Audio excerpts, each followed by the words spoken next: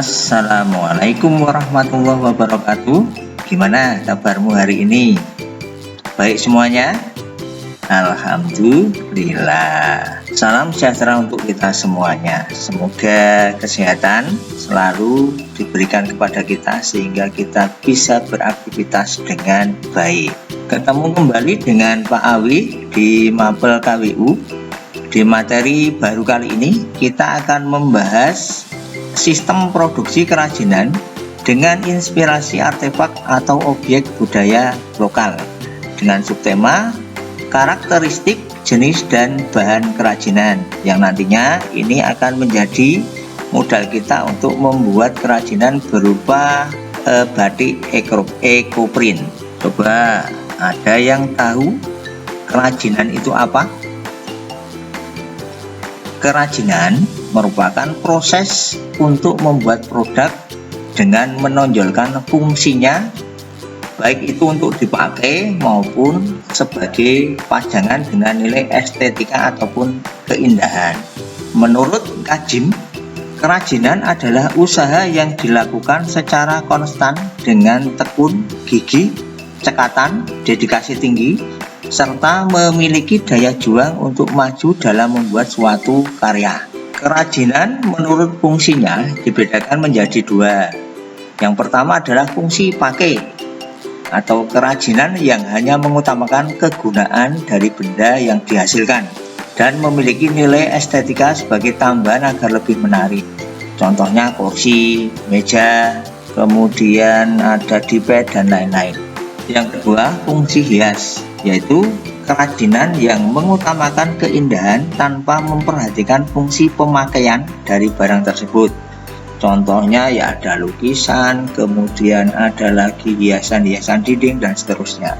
Nah, dari fungsi kerajinan tadi kita bisa memetakan ataupun bahan apa saja yang digunakan untuk membuat kerajinan tersebut. Secara umum, bahan pembuat kerajinan itu dibedakan menjadi tiga. Yang pertama bahan alami, kemudian bahan buatan, kemudian yang terakhir adalah bahan limbah. Mungkin dari anak-anak dari namanya saja, dari nama bahan bisa mendefinisikan kira-kira apa itu bahan alami, bahan buatan, dan bahan limbah. Yes, betul. Namanya saja bahan alami. Secara gampangannya, bahan alami itu adalah bahan yang didapat langsung dari seputar kita ataupun di lingkungan kita. Contohnya misalkan di seputar kita ada bambu, ada rotan, kemudian ada tanah liat, ada batu, ada logam, dan lain-lain. Ini yang kemudian contoh-contoh dari bahan alami. Artinya kita tidak bisa membuatnya. Yang kedua adalah bahan buatan. Namanya saja sudah bahan buatan. Artinya pasti bahan ini akan dibuat oleh manusia dengan menggunakan media kimia sebagai media untuk mencampurnya. Nah, contohnya ada lilin, ada sabun, ada gip, ada fiberglass, dan lain-lain. Yang terakhir adalah bahan limbah. Nah, bahan limbah ini tentu saja dibedakan menjadi dua.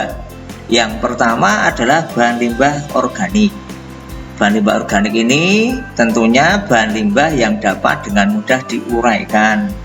Contohnya ada kulit jagung, ada gedebok pisang, ada jerami, ada tempurung kelapa, dan lain-lain. Kemudian yang kedua adalah limbah anorganik. Limbah anorganik ini kebalikan dari limbah organik, yaitu limbah yang tidak bisa diuraikan. Contohnya ada bahan bekas, kemudian ada botol, ada plastik dari segala macam plastik, kemudian kaca, kaleng, dan seterusnya. Ini yang bisa kita olah menjadi kerajinan. Dari beberapa uraian di atas, maka ada beberapa contoh kerajinan yang sudah jadi dari inspirasi artefak. Yang pertama adalah rumah joglo, kemudian inspirasinya menjadi kerajinan miniatur rumah adat. Kemudian yang kedua adalah pakaian adat dari Minangkabau sebagai contoh, kemudian diolah menjadi kerajinan kayu. Kemudian yang terakhir adalah misalkan miniatur Candi Borobudur yang kemudian diwujudkan dalam bentuk lukisan di dalam logam. Demikian video pembelajaran kali ini. Terima kasih telah mengikuti pembelajaran dengan baik.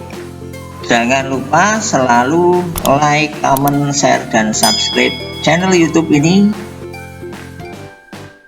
Bapak akhiri, wassalamualaikum warahmatullahi wabarakatuh.